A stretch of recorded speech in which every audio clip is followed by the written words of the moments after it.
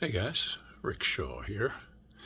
We had our coldest day yet this morning. It was when I took Dorothy to the bus, it was 32 degrees. Pretty nippy out there. It wasn't bad between the buildings, but out once we got to Sheldon, forget it. The wind was blowing, and I'm glad she put her warm coat on, and she still was a little cold. So I had to run to the bank this morning. I went to buy something online last night, and they decided it was a fraudulent charge, so they shut my card off. So my card don't work. So I was like, ain't that a bunch of crap? So you can usually fix it on the phone. You got to call the fraud. They send you an email. You take the fraud alert number. You call it in, punch in the code, turn it on. Right? Nope. They wouldn't do it. They said you had to go into the bank, bring proper ID. So I had to go to the bank. I was in there for about an hour while that lady was trying to get it figured out. She's like, I've never done one of these before. So it just took a long time. But they're nice enough down there. But finally got all that done, and I ran over, and I'm not going to be cold on the bike anymore, guys. I bought some thermal insulated Carhartt pants. I already got some nice Carhartt jackets, but I got the ones with the zippers down the side. Make it easy to get on and off. They're thermal insulated. Kind of pricey, but when I was going there, I got on some thermals that my buddy Mike sent me, and the heaviest pants that I have. These are real heavy. They're terrible in the summertime. They're just too hot. So, but I was still getting cold on my knees and my ankles and stuff. And then when I got to the store, I told the guy I'm going to wear it out. So I put it on. They got all the tags off of it. Put it on. Toasty. The only thing, my hands were warm. I found the liner for the welding gloves. The only thing I got cold was right here, but once I had that bib cover all on, the heat, you could just feel the heat coming out of there. It's not really insulated on the chest, but I just had all kinds of heat built up in my body. So that was a real nice thing. And I bought this one. I bought this one, the raincoat, extra big. It's a Carhartt. That was one of them ones, and I can throw it over the top of everything. I deliberately got it. It's like a 5XL big so that I could do that. And toasty warm, guys. Got the full face shield on the helmet, on the Shoei helmet, and just didn't get cold. When I went to walk the boys up, I thought, oh boy, the sun's out. It's knocking the frost off the grass. It's going to warm up. No, as soon as we got out by Sheldon again, they were cold. And I told him, my son Matt, he goes, why didn't you tell me? I said, hey, I was telling you, get the warm coat on. Wear something underneath it, a hoodie underneath your coat. And get your gloves. And they want to not listen to me. Okay, go on, freeze your ass off. And he was standing there freezing his butt off. And I said, you ought to start trying to listen next time. I've been around a little bit longer than you. So I said, run around, play with your buddies, you'll warm up. And he just stood there. He was cold. They're not used to this kind of temperature. He was here last year, but he was listening better. Now, Momo, I told him, put a hoodie on underneath your big warm jacket and get your gloves. He was all set. He did it, and he was fine. And I said, put a hat on. Maddie's got to fix his hair, so he's afraid his hair's going to look funny if he puts a hat on. Well, there's all your heat going out. So if vanity's going to do that to you, that's a shame. I told him, don't worry about it. Just take a comb to school. Put it in your backpack. Comb your hair when you get in there. But I don't know. I hope he starts listening a little bit better. He used to. He must be going through a phase, but I really like these Carhartts. I think too, if you ever go down on a motorcycle, they're going to be pretty good protection. Because I had a Carhartt work jacket for I think 25 years.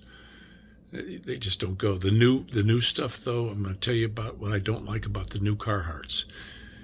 My old Carhartt had this big old zipper, and you could get a hold of it. Big old strong zipper. These new ones, they got these little girl zippers on them. Like you got on the side of your panties or something. So they're blowing it. It's still brass, but they're they cheapened out, I guess, in order to keep the price down. But that kind of sucks to me. I'll pay it. I don't care if it had been $50 more. Throw a damn zipper in there, not some little girly thing. It's a lot of the clothes are doing that now. They're putting these little baby zippers in. I can't even get my fingers on them with this neuropathy. I can't even hold them. I got to put like a big extenders on them or something. It's just really, really aggravating how they cheapen up stuff. You don't go cheap on a zipper. These things are just so small. Even the fly zipper. That's the other thing. It's going to be a heck of a mess if I ever have to take a wee-wee with that and a regular pair of pants on. It's going to be murder. But it's a little tiny zipper, little tiny handle that you got to grab. So I got to put extenders on all of them, and that's kind of a bummer. But I got to go down to Social Security. I was talking to the social worker at the VA, and I says, yeah, they took my, just about my whole check. They went all the way back to March and never told me that I had this Part B. So they just went, they sent me a letter saying they're taking all this money and I'm going to get this low amount, won't even pay the rent. So I have to go there today. I sent the form in, and then 2 days later I get the card. So I'm gonna take this card back and return it to them. I don't need it. I got VA, and I was looking online, and there's this insurance guy. He said he wound up calling. I put my number in there, and he called, and it's for health insurance. Super pricey. So he said, I'm going to send you some stuff you can read, and he sent me like best deals for insurance. And there was a whole bunch of insurance, and I'm not seeing Part B anywhere. And when it said worst deals insurance, it had different other insurance companies that were super high priced. And guess what? Social Security was like third from the bottom on the worst deals you could get, because it didn't really cover anything. You got all these copays and all this bull crap. It's not going to help me out a bit. I already got the VA. So, and VA, in case of emergency happens, you go to any hospital. They finally gave me a VA card. I have it. So, I can go anywhere. They'll take you to the closest hospital and then pay it and then figure out how to transfer you later. So hopefully I can get that done today and they don't stop that. It might be too late. I don't know. But we're relying on a ride, because I want my wife to go down there with me so she can see what's going on. She's mad that I said, look, next month when if they take that money, I can't give you any next month, and that pissed her off. So you don't get evicted. That's her mentality. Get evicted and don't worry about it. So I don't want to not pay my rent. You have to pay your rent, and it's set up on an automatic takeout anyway. I was paying it on their thing, and they were charging me $6 every time I paid it. She says, was at the office. She says, if you put it on automatic payment for the third every month, then it'll there's no charge. It's just going to take what we ask from you, what they charge in rent. So that was cool. So we set that up on the phone, and that's done. So if the money's not there, that's not good. That's not good. She said they'll try 3 times. If there's no money in there, they'll hit it on 3rd, 4th, and 5th, and then after the 5th, then you get a late charge. So, and I don't want that. I want to keep everything real cool in this place. I like having all my bills paid. I don't like being behind on the bills. That's the first thing that goes out of my check is paying everybody. So, but I was really glad I had I've been saving for this cars for months. I knew I was going to need them, and they're super duper, because I have to ride the bike this winter. We still don't have a buggy.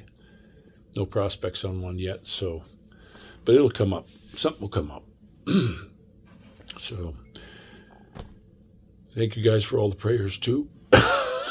Excuse me. I think that's really helping out. I had to start my next course of chemo. I went into I had to go in there the other day, and I was going to tell you I was going to rate cars. I went in there the other day, and the guy picked me up in a brand new Malibu. I mean, this thing was new. I was looking on there. It had like 6,000 miles on it. Now, the only thing I didn't like about it was getting in the back seat. They always want you to sit in the back. the door's not long front to back, so it took me a little bit to get in and out. But once I was in, my head was right on the ceiling. Not bad, but I was able to still sit up straight. Now, they built the tracks, and that thing's it's like a tractor. And they built that. Well, they got this Malibu, and this is what the old Chevy cars that I'm used to are like. This thing was quiet, super quiet. It had balls out there. This guy was a good driver. He wasn't dilly-dallying or waiting for people to come. Light turned green, he was going. The motor had plenty of pull. I mean, it just pulled you right along fine. Super nice passenger car, 5-seater. And the thing was, it rode real nice. He was going down some of these roads. He took a different way. It wasn't the normal way we go. And he had some pretty rough roads. And this thing was just eating them. It was just eating the road and right along real smooth. Not Lincoln's-like, but close. It's a Chevy. And I was really impressed with that car. And they're good looking. They're a nice car. I'm hoping somebody picks me up in a new Impala one day. I saw one when we lived at the other place. And I was going, boy, that's going to be another Chevrolet go down in history, like a 57. It's just a beautiful car. It's just absolutely gorgeous. Love to have one. And they even got them in hybrids and all that stuff now.